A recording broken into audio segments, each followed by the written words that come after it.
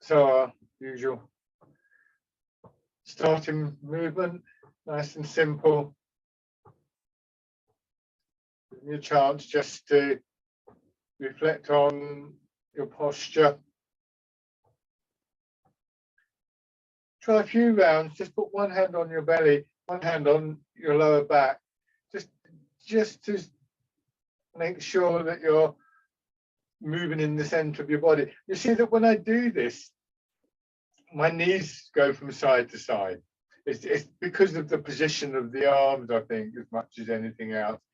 But also, if you make that a much smaller movement, then if I make that smaller, you'll see that my knees don't move so much. But once I get to here and I'm using the whole body again, there's less sort of impulse for the knees to move. But I'm still, you can see from my hand, I've put one hand on my belly, there's still that little bit of movement there. But it isn't a great deal. It doesn't need to be a great deal. So if this is the hub of the wheel, then the spokes will radiate out. The hub doesn't move, need to move as far as the opposite end of the spokes. But it can't do, actually. So this is slightly forced, but it does actually encourage you to get that feeling of turning, and also helps you to recognize what's happening in your lower back. So that's what we're trying to do. And in order to help us do that, we let our center of gravity drop below our hips. So if I'm holding the weight up here, then everything below where that weight is going to tighten, it's going to stiffen. It's like if you get a heavy box and hold it above your shoulders stiffen up, drop it down, your shoulders will be more relaxed. So this brings us into our standard posture.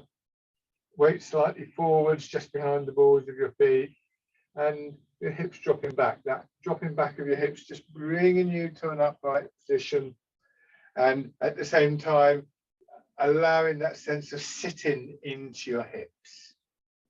And the combination means that you're less straining to be upright, plus more of your weight is down below your hips, hopefully below your knees as well eventually. And so just like your shoulders loosen up when you lower the box, your hips will begin to loosen up, and we start to get that possibility of a freer movement in the middle of your body.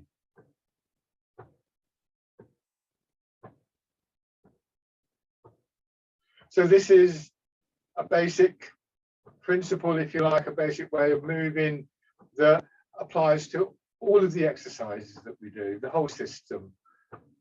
So this is a good exercise. It's very straightforward exercise. It's not always obvious in all the movements how this relationship works. But if you can establish it in an exercise like this, and there's others that we do as well that make this quite clear, then you will see that there is that constant connection there.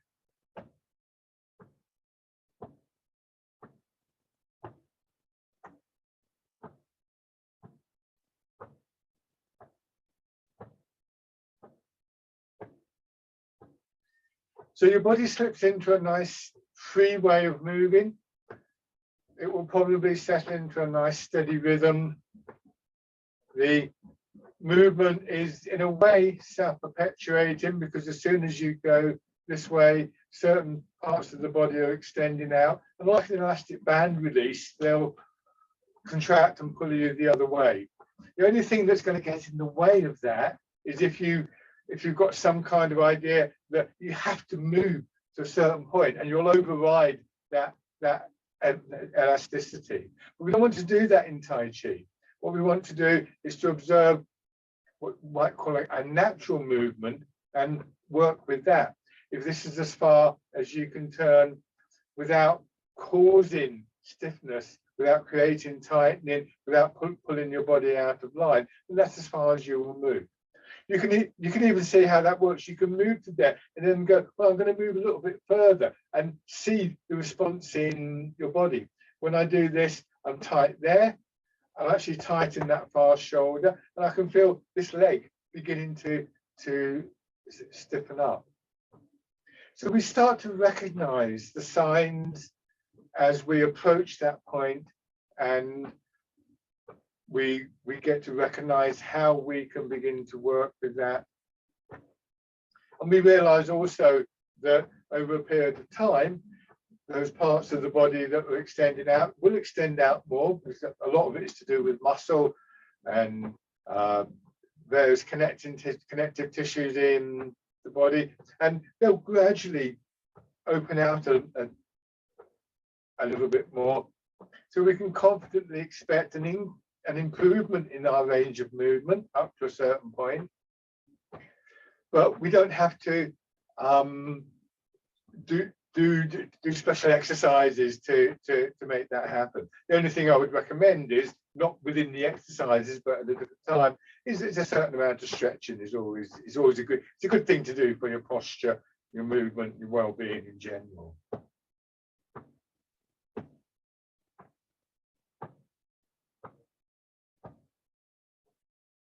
Raising your arms a little.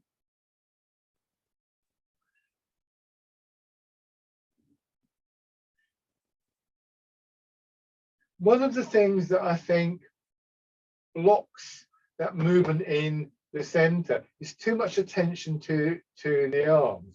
And one of the things I've noticed recently watching people is that I get them doing this, and I can see it's all upper body, and it's not working from the center. I get them to do this, and interestingly, once we've got our arms in a definite shape, we're more likely to be able to move from the center of the body and actually factor that in.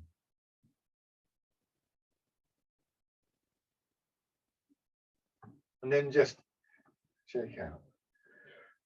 I have an idea that it's that we find it quite difficult just to allow our arms to hang and to not do anything with our arms and our hands. As soon as we start to move, you can see now, as we talk, we use our hands. It's a really key part of our body language.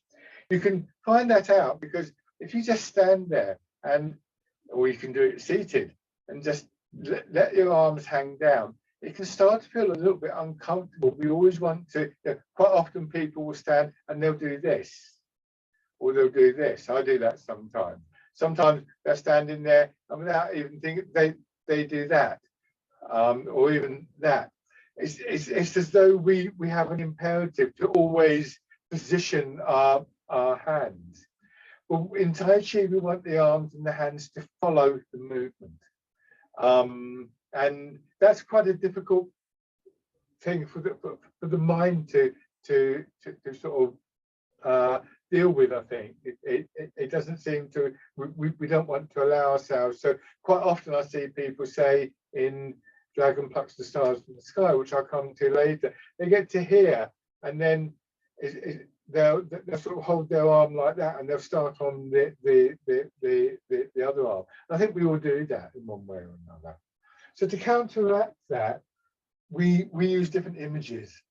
And for this first exercise, sinking down, sitting back into your hips and pushing up. Now, we don't want to do anything with our hands just yet, but they'll get a bit twitchy. So what we imagine, you hold your hands out, fingers a little bit spread out. You imagine there's like a kind of big urn or something like that with soft mud in it. And as you sink down, you're pushing your fingers into the mud. And as you pull up, you're pulling them out of the mud.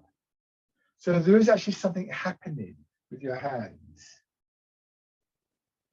And after a while, to see if you begin to get a sensation of movement through the hand. So as you push down, the mud would resist, and we'd get a little bit of sort of pressure in your fingertips going up into your fingers. And as you pull out, the mud would stick to your fingers. So there'd be a slight sense of pulling through your fingers and through your hand and your wrist and into the rest of the arms.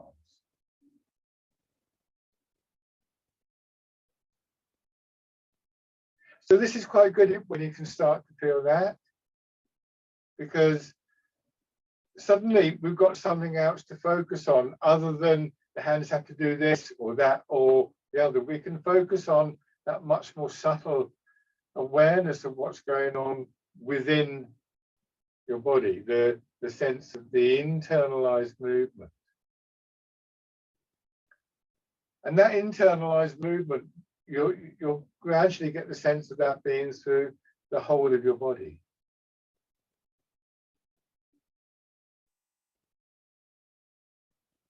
When you start to do this and you feel that sense of movement, of energy in your body, and particularly in your arms and your hands, focus on that would tend to take away some of that urge to make, I wouldn't call them random movements, but unnecessary movements with your arms and hands. So now just bring the hands around, don't lift your hands, leave them in this position, and imagine that there's a ball or something in it. So you get that same sense of there's a movement through the hands, and whatever shape we're making with the hands, whatever exercise we're doing, whatever image we're using, is an expression of what's already there. There's already movement we've discovered, already energy moving our arms and our hands, coming from the rest of the body. So what we want to do now is to create the shape, in this case, the shape of a ball being held in our arms, in our hands. And then we want to feel that our arms are responsive to what's going on in the rest of the body. The body expands and pushes our elbows out. And then you contract. Expand. And contract.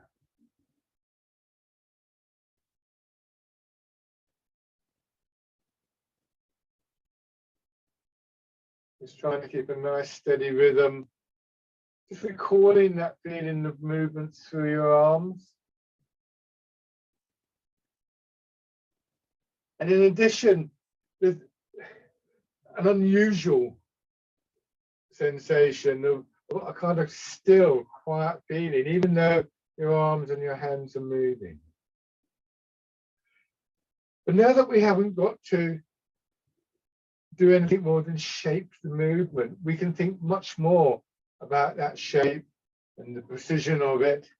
So it's not that the hands aren't relevant. Again, I come closer. Notice how my thumb is arranged there, slightly folded in. The spaces between your fingers, the curve going up through your arm. Obviously that changes as we sink down and push up.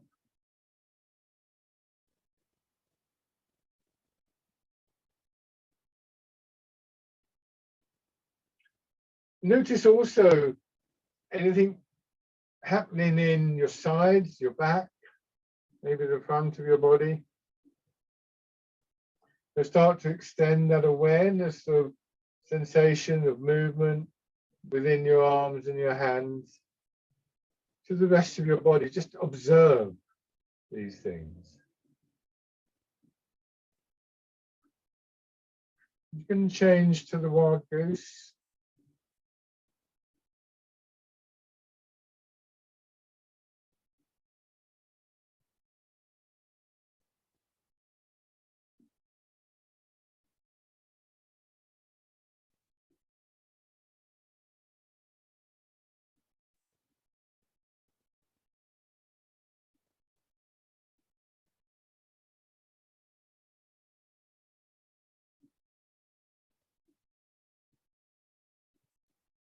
So the image here of a bird in flight is quite a strong one, really. I think most people seem to respond to this one. So this is the other thing that we start to bring in. We start to influence that internal movement through that very subtle awareness, combining with the different images that we use, different ideas that we have.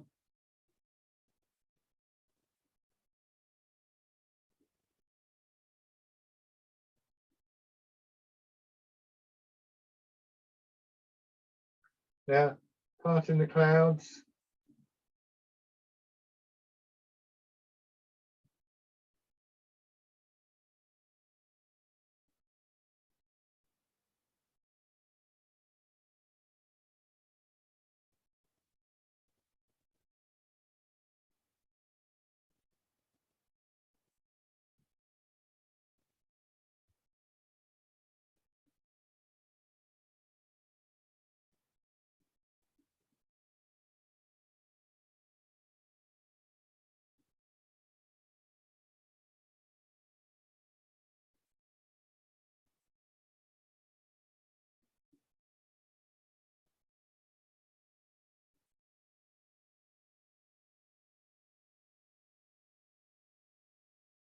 One more time.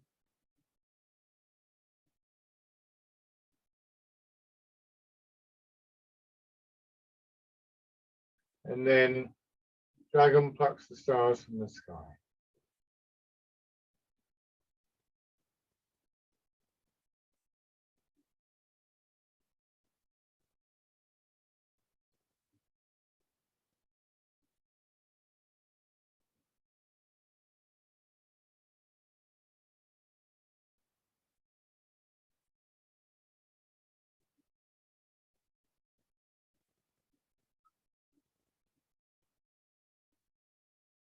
So we gradually become aware of a switch in our attention. When we start off, and if anybody's watching this on YouTube and you're new to this applies to you, you copy what you can of the movement. A lot of that is going to be concerned with your arms because that's the most visible part, but don't forget that I'm going up and down in my hips. You can't always see that clearly, but and there's a connection there. As you begin to become more aware of what's happening within the body, though, your focus of attention switches much more to those small movements which produce the bigger movement. And for all of us, when we're presented with a new exercise, inevitably, again, what we notice most is going to be the arms and the legs and hips, depending on what the exercise is, the center of the body as well. So we see it from the outside of necessity, but through the practice, we start to view it in a different way. With all the movements, it's a bit like listening to a piece of music for the first time and then playing it over and over again and just understanding and getting more and more subtle elements from it.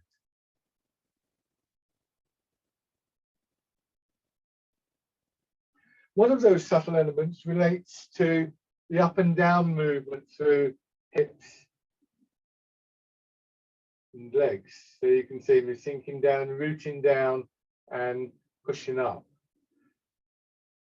Once we realize that this is a movement in response to the pull of gravity, we sink down because gravity is pulling us down. We come up because the springiness of our body pushes us up.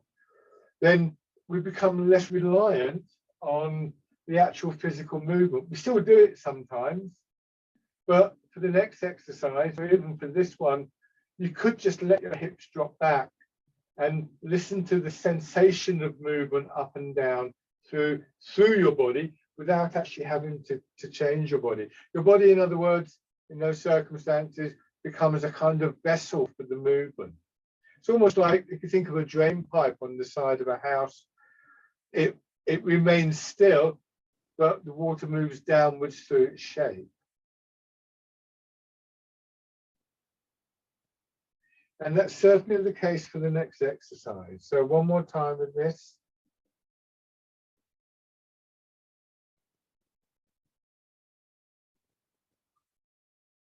And then pushing in 4 directions. You push up. So try and retain an idea and an image in your mind of that downward and upward movement, and just begin to feel the expression of that through the upper body. One part of which is going to be that movement, spiraling movement around the center of the body. So this one, again, encapsulates much of what we're trying to do in Tai Chi. The first movement really just mirrors that upward and downward movement through the body.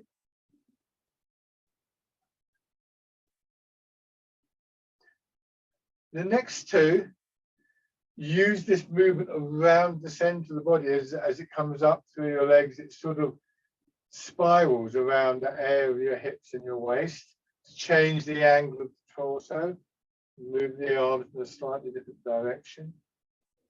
And the final one is most of that up and down movement, but we have an idea and intent to push out sideways.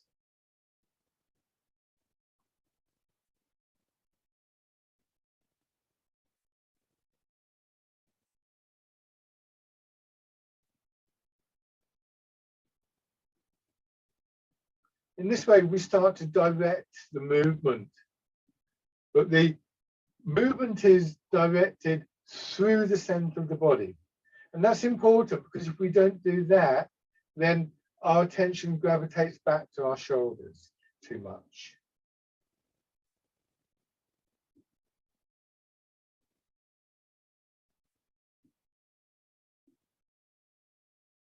One more round. So we want to imagine a sort of direct line of communication from our mind, which we tend to associate as sitting in our head, in our brain. But certainly the mind would, if you like, use the brain to send an instruction through the nervous system.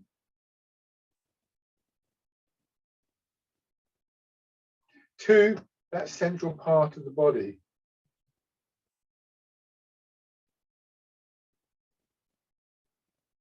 Like one of these direct telephone lines, you see them in supermarkets. You can call up a taxi company directly and it goes straight to them.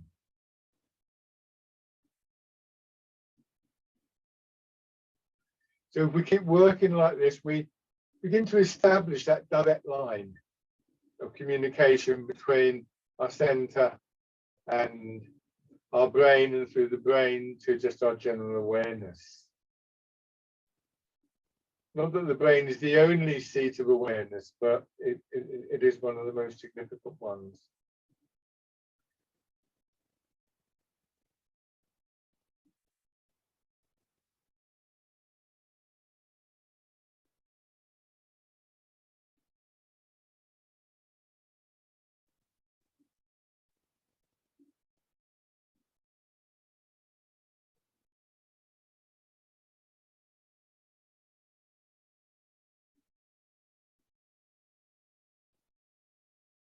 Then changing, your hands drop down, draw your fingers back, but press gently down through the palm of your hand. And just observe how that causes your arm to circle out from above. Try not to think in terms of having to lift your arm. Your hand moving away from your body will naturally move through the half circle all the time. It remains attached to your shoulder, of course.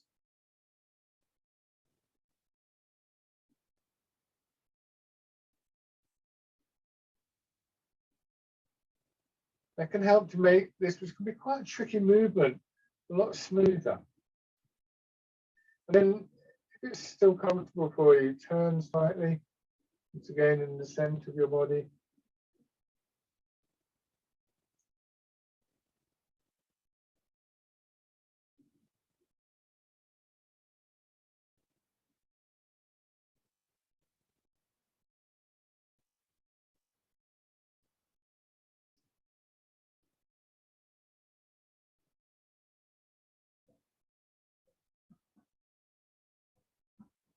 Good. And then switch sides.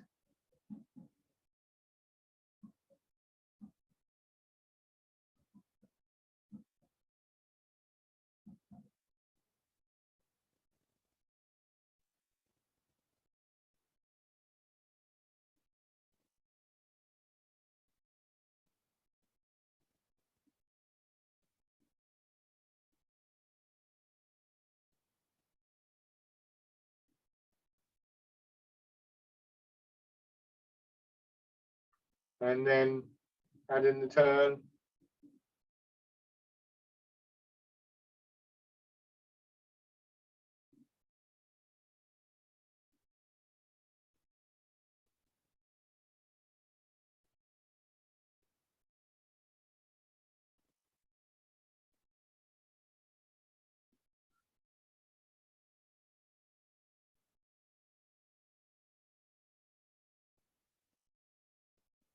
Rowing the boat in the middle of the lake.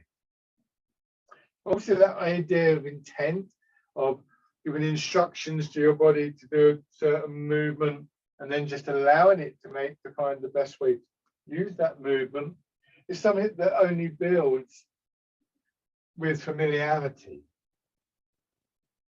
Familiarity with the individual exercises, of course, but also familiarity with how we produce these movements in Tai Chi.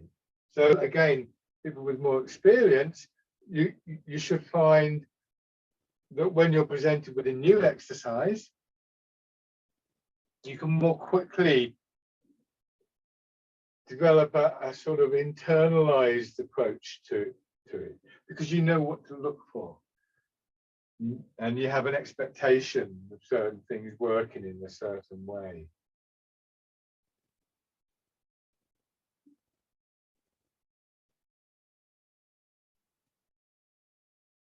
One more time. Remembering it's the hips going back here, and then from here you come back up. And again, if you think, watch my hips, I turn, the rear of my body gets swung around, then it gets pushed back, and my hand gets pushed out and around.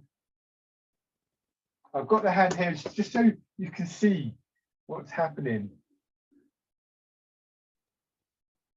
And we use that movement to move both hands for the exercise, polishing the table. So hips going back and swinging to one side is a better way of thinking of this than throwing your hands forwards. Because if you just throw your hands forwards, you can start to strain, you can start to fall over, whatever. Whereas this way, it feels much softer. Just be careful of your back. You don't have to do this as a big movement. You could just do something like this. That's fine. And in fact, as I've said before, sometimes it's the smaller movements that can actually be more revealing of these internal movements, because there's less emphasis on trying to do something with your hands.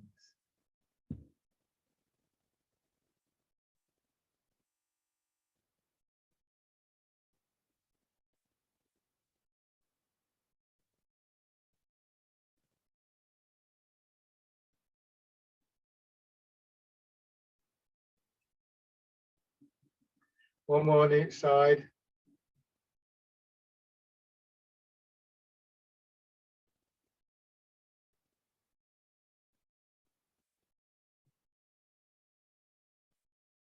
Good. And then shake out. Lovely. So the old writings in Tai Chi say that the movement is rooted in the feet, and that's referring to this overall posture. Connected or transmitted or released through the legs, because obviously the legs are what connect our body to our feet, and it's also when we come to move the weight, you'll see how that works.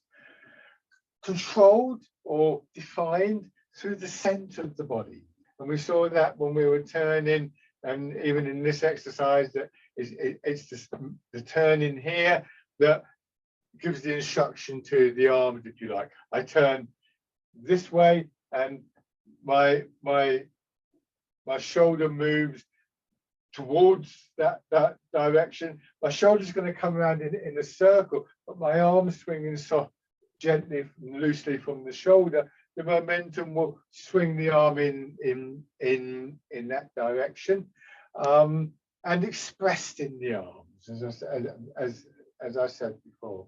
So the instruction, the directions are expressed through the center. Think think of your mind in a way as being like a passenger in a car journey, reading out the directions. Now you have to turn left. You don't have to do anything else. You don't need to tell the driver to change gear or to put their foot on the brake or how to hold the steering wheel, because they're the driver. You just need to give them one simple instruction, which is turn left. And all that's being equal, that's what will happen. Now, have your feet slightly wider apart. Just be careful of your knees here, but realize that once you work with this posture just a little bit, this whole width of the posture actually allows for a much stronger feeling of sinking down. And so eventually this really helps that dropping of your weight below your knees and even into the ground. Obviously, you have to train that a little bit, and the muscles of your legs have to condition, but it's strong in the muscles. It can really help to release the joints, because once you've got this, and this can help you with that feeling of dropping down. And when you're here, you're kind of well within your capacity. You might want to go to the full, it's about a double hip width, isn't it? Something like that. You might just want to be a little bit wider to start off with. It's what's comfortable for you. But your feet are turned out. Once you get above or beyond hip width, then you'll find that most people turn their feet out at that point. And now we just begin to move the weight from one side to another. We fill and empty. We're only going to about 60% of the weight in that leg. The further I go across, look at this leg, it's getting pulled more and more out of line. Now I can correct that to a certain point by sinking down more and by opening the hips out, getting more of a stretch on the inside of the leg, more of an opening here. But there are obviously going to be limits to how much you can do at any particular time. So don't force that. Do the posture regularly and give yourself a chance to let your muscles condition. Muscles need to stretch, they need to strengthen, and so on and so forth. If you do the posture regularly, then that will happen. We're going to about 60% of our weight in each leg. So it's a very moderate amount of movement if you think about it. Try and avoid coming up and going down. If that's happening, look to see if there's any tightening or stiffening in your hips, buttocks, lower back. Whatever you do, don't just force yourself to do anything. So don't force yourself to stay down, because if there is a stiffness, say in your lower back or in your hip, you'll then be trying to push your way through that. Rather, what we want to do is to recognize that and to gradually let the movement dissolve away those blockages. Turning a little bit. So as I move across into this leg, my center begins to turn.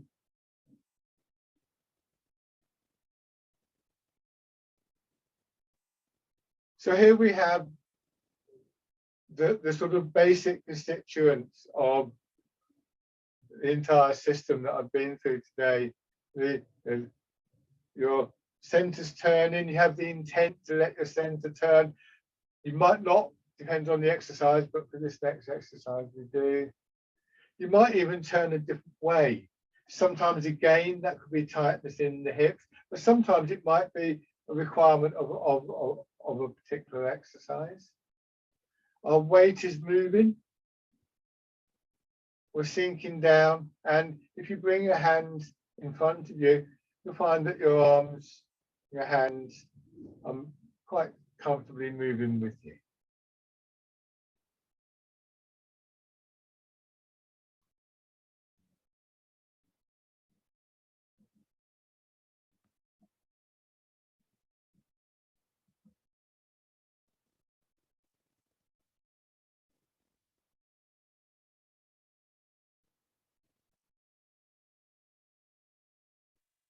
Now come into your right foot, turn your right hand palm down, go back into your left, and as you do, just let your left hand rise up a little bit, and then come back. Just parting the wild horse's mane. Turn your hands, rotate your arms so that your hands are palm in, come back into your left. Go into your right, swinging the right hand out, top hand presses down until it's in front of the hip directly below it. And back and across. So that's the basic shape of the movement. Now, as you do this, feel what's happening between the shoulder and your hip. So just rest in this posture for a moment. Imagine you've got an elastic band from your hand to the other hand, and what you've done is you've stretched it out. You're just going to hold it there for a moment and feel what's happening here on that left side of your chest. Now let the elastic band begin to contract, move your weight and turn. And get to here and turn your hands palm in. Now feel how that is in the chest.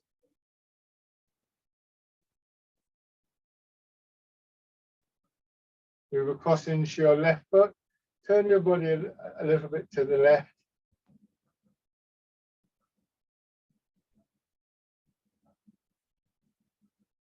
And then same thing on the other side. Push out. Just rest there for a moment. Feel that open all the way through, like you're stretching out the elastic band, but particularly here, feel how this movement opens up that side of the chest. Move your weight back. Feel the difference here. And then move across. So to make the movement, we push from the right leg, and we imagine that openness through the chest, or we imagine stretching out the elastic band, or possibly both. We come back and we imagine the chest closing. And then we move across once again and return. And then the same thing again, opening, expanding, closing or contracting. So the movement of the weight, turning in the center, become the things that provide the power, the energy to direct that opening and closing, which is a very steady, natural pulse in our body.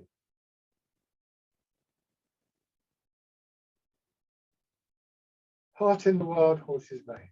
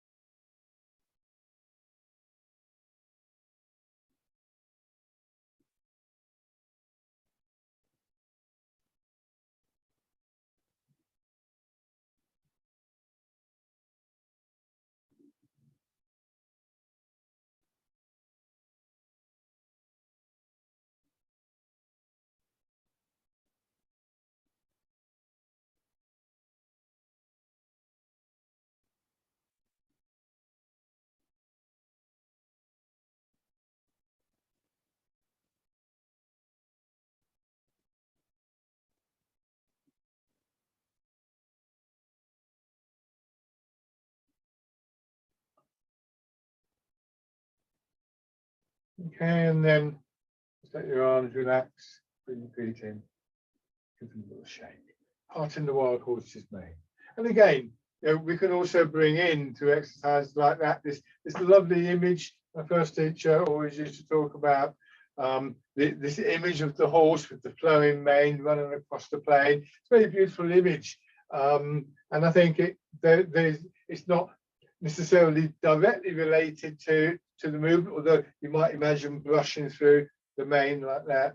But even if there isn't a direct relationship like that, then there might be a quality in an image, a feeling, a kind of idea, if you like, that brings other qualities into the movement. Those images feed into our intent, and our intent passes them on to the movement, sometimes without us even realizing it. So now, from the hip width stance, remembering that we take this stance because this gives us a chance of experiencing that sensation of our upper body sliding down between our legs, which is a useful way of thinking about the process of sinking down. It's not the only way that we would do it. This is not the only stance that we sink down in, but again, it's a very good way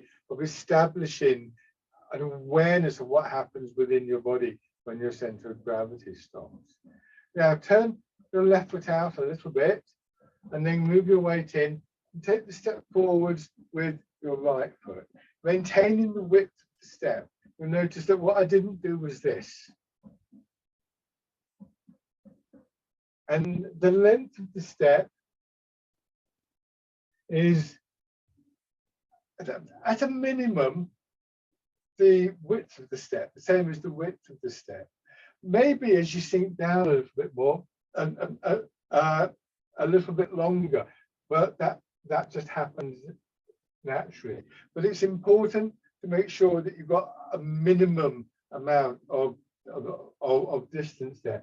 As soon as you get to this, you're actually restricting your movement.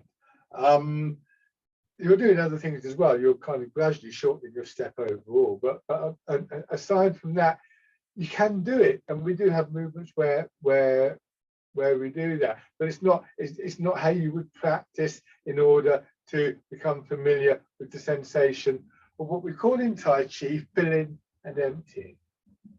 So just transferring your weight, sitting down into the supporting leg until you feel it sort of trying to push you back, and just take that movement forwards. Try again not to come up and down too much, but don't force that to stop. You're cultivating these movements over a period of time. And the legs fill and empty. So as your weight moves, it drops down into your foot, into the other foot, and fills the leg up.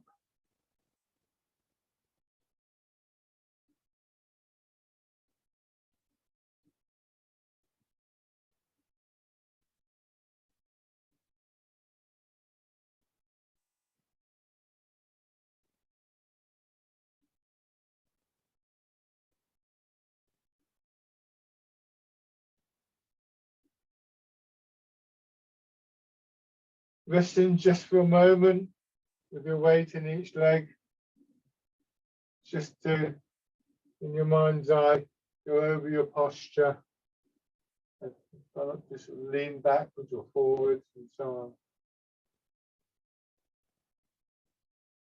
on. And sink back and just flex your front foot, raise your toes. Let your back knee come forwards to raise your heel.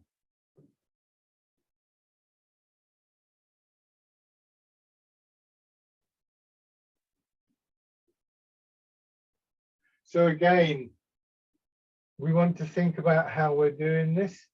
We habitually and understandably so, because of our normal activities, engage the upper body. We want to lean, we want to strain, we want to pull from the back or something like that. But none of that is necessary for this exercise, because it's basically your hips dropping down that will push your knee forwards and raise your back heel.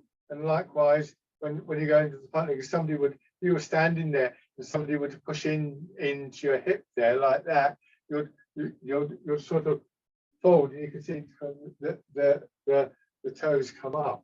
So again, the principal thing we want to think about is to sink, and then to look at how our body is responding to the sinking, and then just to add on whatever the move requires, which in this instance so far is just toes and heel coming up.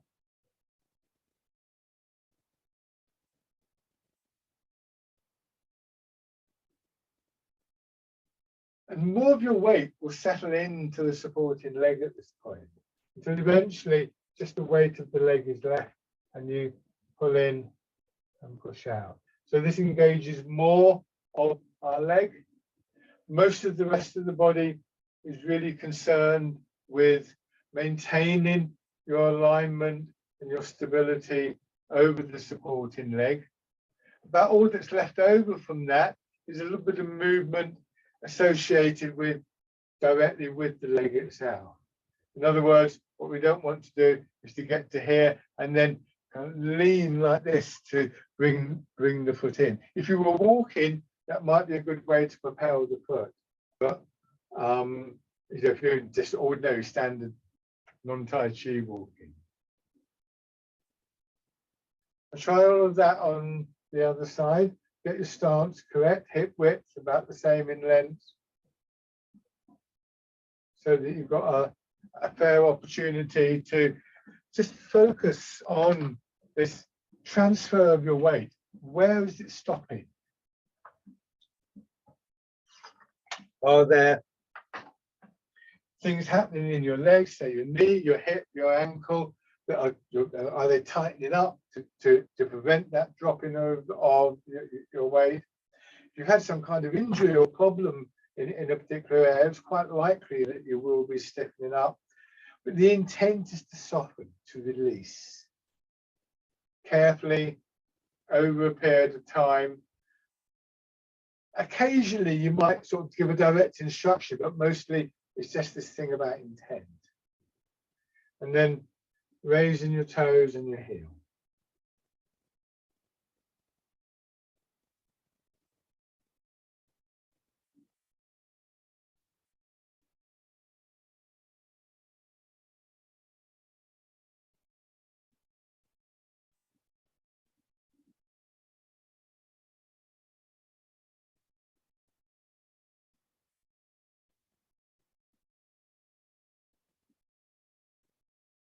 And then stepping in.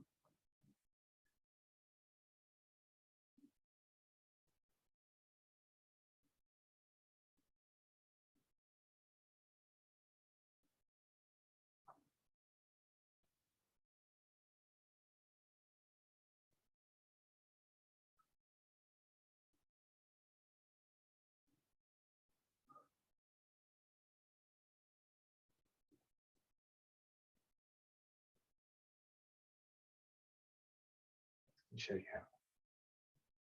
And then just taking a few steps forwards, or whichever direction is useful to you. You bring your foot in, forwards, and you want to return it to that hip width stance, because when you put the foot down again, you want to get that sense of your torso able to slide down. Notice my front foot is slightly turned out. Not everybody feels the need to do that, but for me, it helps me to just drop my hip, my weight through my hips a little bit more.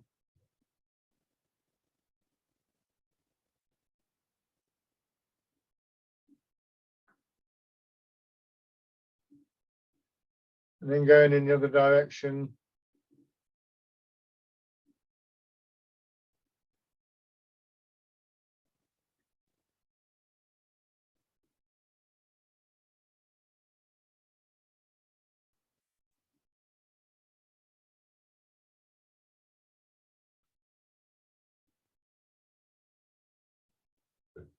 Okay. So left foot forwards. Starting with fisherman castanet. And this is a very good exercise for, once again, just considering that whole process of the movement. You're moving forwards and backwards. Your arms are swinging forwards and backwards. And it's like pushing somebody on a swing. When you go to push somebody on the swing, you give them a little shove, and it comes back, then you push a little bit further and push it, and soon they fly up. You don't usually just give them one big shove and set them to fly up. The momentum gradually builds. So you don't need to think in terms of doing this. You don't have to lift your arms up. In any case, the main direction of the movement is forwards and backwards, not up and down. It's like you're rolling a ball along the ground or something like that. and just take note of what's happening through your back, your chest and your ribs, because there'll be little sensations of movement there that become part of the whole movement and that we want to build as part of the whole movement. So of course we want the arm to move a little bit further within reason, but we do it not by straining in our arms and our shoulders, but by working on what's happening in our legs, in our back, in our ribs, bringing our intent to those areas.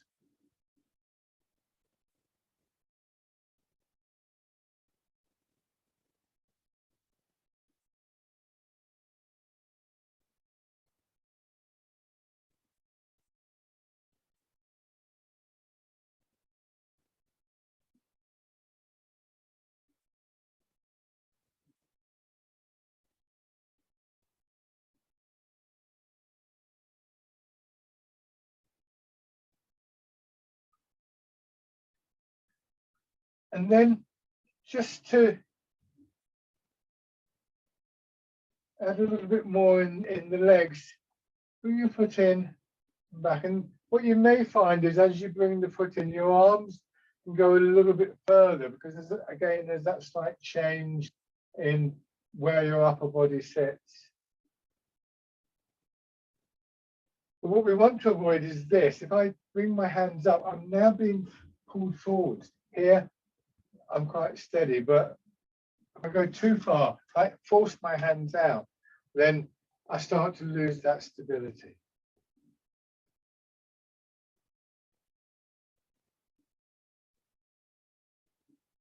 Okay, well, have the other foot forwards and start again with fisherman castanet, and again, just allowing your arms to swing, building the movement in the way that you might, you've got a child on a swing, you push them gently and it gradually builds in momentum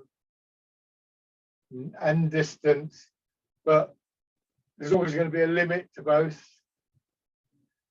But the way that we build it is by observing, first of all, what's happening in our legs, of course, but then up to our spine and our back, feeling that pulse, that opening and closing, that expansion and contraction.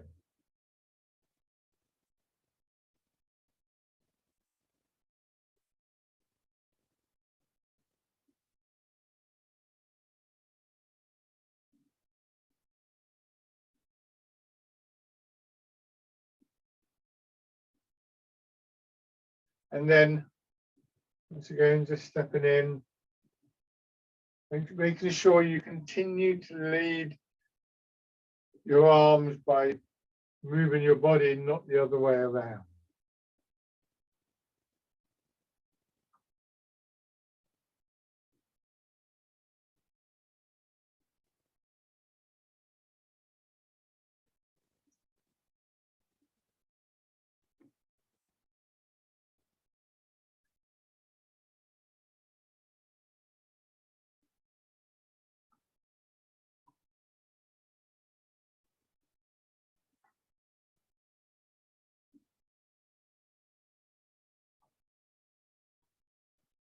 Okay, and then just, once again, shake out.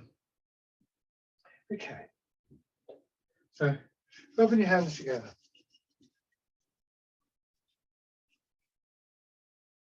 The pads of your fingers, just tapping lightly over your face.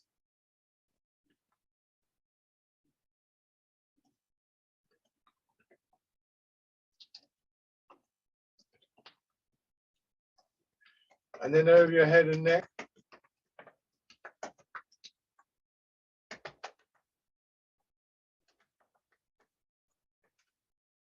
Down to one shoulder. Your arm.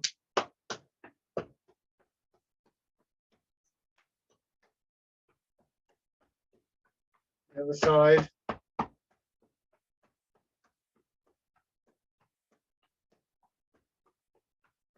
And your back.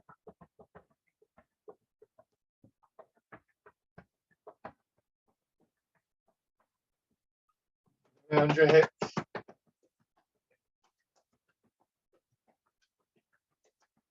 Your legs.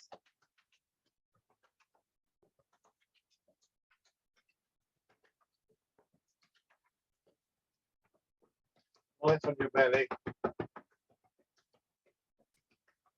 The upper part of the chest.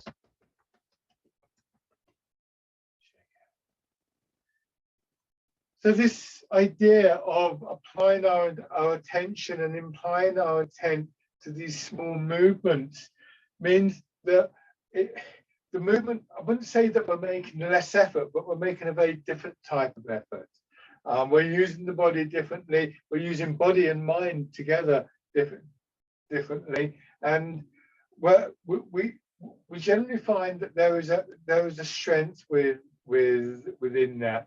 That we can find ways of making a particular movement, perhaps even a movement that we didn't feel that we could do, without stressing the body, without putting a load on the body that's going to cause it to tighten and to stiffen.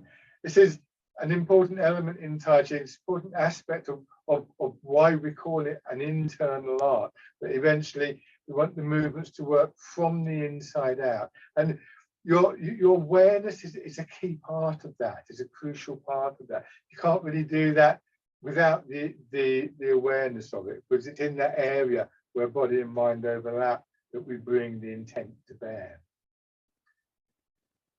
And then, so just sinking down, feeling the pull on your hips, feeling the counter movement up through your legs, noticing how it pushes up. And then at the top, the opposite, gravity takes over and you start to feel your hips going down and back. So again, here, if we think about embracing the tiger, returning to the mountain as this return to a quieter, more stable, clearer, more spacious feeling in body and mind, then actually we don't have to strive for that. We don't have to, right, I've now got to, it won't work, will it? It won't, I've now got to be quiet. Be quiet, or, you know, it's like, you know, this idea of letting go. You can't force yourself to let go. You just end up getting more and more frustrated. But in those moments when we do want to let go, where we do want to just touch that point of stillness, perhaps a little bit, you know, there's little irritations and moments during the day when we feel we could really do with that. Don't struggle to get it. Don't swim up the tide.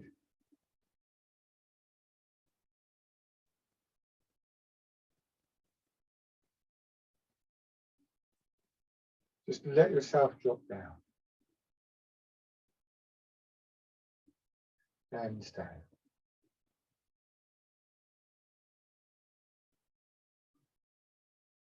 Thank you very much.